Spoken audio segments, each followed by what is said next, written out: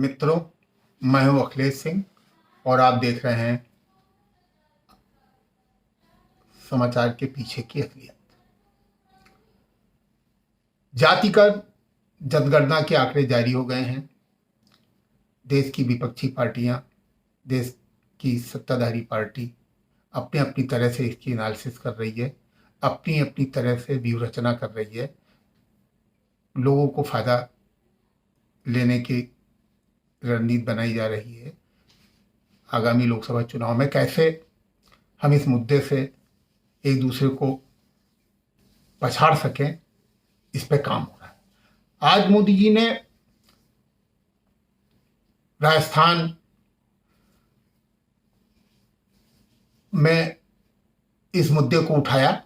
उन्होंने कहा कि हमारी तो एक ही जाति और वो गरीब की जाति है। हम गरीबों के लिए संघर्ष कर रहे हैं।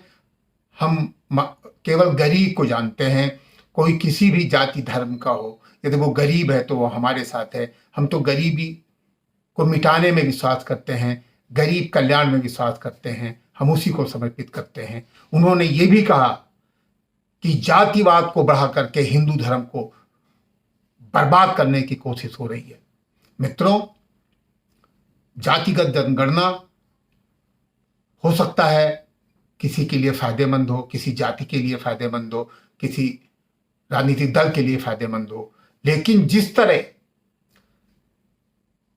पिछले कुछ महीनों से हिंदू समाज पर, सनातन धर्म पर आरोप लगाए जा रहे हैं, उसकी कमियां निकाली जा रही हैं, उसको बर्बाद करने की कोशिश हो रही है, ये सब जो घटनाएं हैं ये एक साथ जोड़ के देखी जा रही हैं। जनता इस बात को महसूस कर रही है।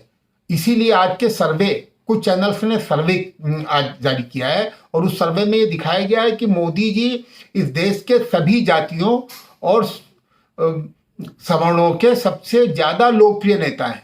उनकी तुलना में जो अन्य राजनीतिक दल हैं वो और या नेता हैं वो बहुत पीछे चले गए हैं। इस स्थिति में चुनाव के मुद्दे धीमे धीमे स्पष्ट हो रहे हैं। आगामी जो चुनाव होंगे, वो जो विधानसभा के चुनाव हो रहे हैं मध्य प्रदेश, राजस्थान, और जो लोकसभा के चुनाव होने वाले हैं, इसमें मुद्दे बनते जा रहे हैं, जैसे जातिवाद और राष्ट्रवाद, जातिवाद और गरीबी, तुष्टीकरण, सबका साथ सबका विकास, तुष्टीकरण, धर्मनिरपेक्षता। अब धर्मनिरपेक्षता विपक्ष का समाज को नहीं समझ में आ रहा है। अब धर्मनिरपेक्ष मतलब बीजेपी शासन में बैठ के किसी के साथ पक्षपात नहीं करती। ये नहीं होता कि किसी धर्म विशेष के लोग अपनी पूजा न कर पाए, त्योहार न मना पाए, ये नहीं हो रहा है। सब लोग अपने ढंग से मनाएं, अपनी खुशियां मनाएं, सबके साथ सरकार है। और इसका सबसे ज्यादा जो फायदा मिल रहा है वो बीजेपी को मिल रहा है। आज जिन लोगों ने ये जातिगत मुद्दा उठा के ये महसूस किया था या ये कोशिश की थी कि इससे मंडल कमीशन की तरह पूरे देश में बवाल मच जाएगा, वो खुद संकट में फंस गए हैं। अब ये आवाज उठने लगी है कि नीतीश जी गद्दी छोड़ो, अपनी गद्दी या तो किसी यादव को दो या किसी मुस्लिम को दो, क्योंकि सबसे ज्यादा आपका जो वोटर है वो तो यादव या मुस्लिम है, उसके दम पे जीतते। आज कुर्मी तो बहुत कम है। आज जिस जाति का आधार बना के आप 18 साल से एंजॉय कर रहे हैं वो तो है ही नहीं, उससे ज्यादा तो कुछ वहां है वहां। इसलिए आज इस जातिगत आंकड़े आने के बाद देश के अनेक बड़े बड़े नेता आज ढक्कन हो गए हैं। आज उनका जन आकलन खत्म हो गया है, मतलब उनकी लोकप्रियता कम हो गई है, उन पे संकट आ गए हैं। कुछ दिनों में आप देखेंगे कि बिहार में नीतीश जी को लोग सत्ता से अलग कर देंगे। लोग कहेंगे मुख्यमंत्री हमको बनाइए, हमारी दावेदारी ज्यादा बनती है।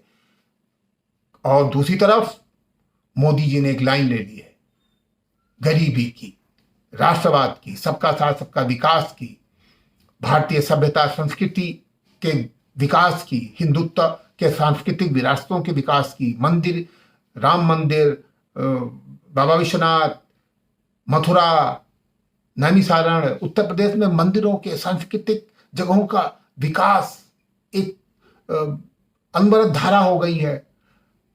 श्रावण यात्रा में सरकार उनको पूरी सुरक्षा देती है। लोग मोदी और योगी की मूर्तियां, मतलब पोस्टर अपने बॉडी में लगा के चल रहे हैं, जय जयकारे हो रहे हैं। तो ये सब कुल मिला के चुनाव में भाजपा दूसरे लोगों से बहुत आगे है।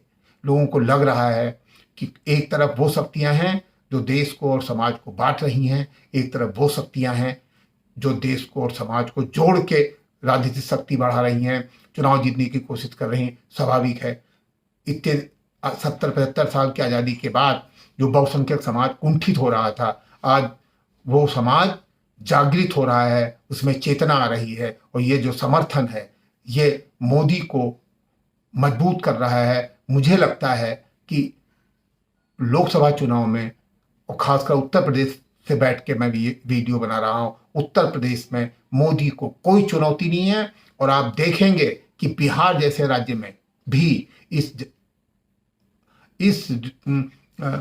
रिपोर्ट के बाद बीजेपी और मजबूत हो जाएगी, क्योंकि आज समाज में जातिवाद या समाज तोड़ो जो नीति है, इसके पीछे मंशा क्या है ये जनता समझ चुकी है। और जनता इन नेताओं के बहकावे में अब नहीं आने वाली है। वो जान रही है कि अगर गलती हो गई तो पीढ़ियां भुगतेंगी। हम आप तो आज हैं कल नहीं रहेंगे। जय हिंद, जय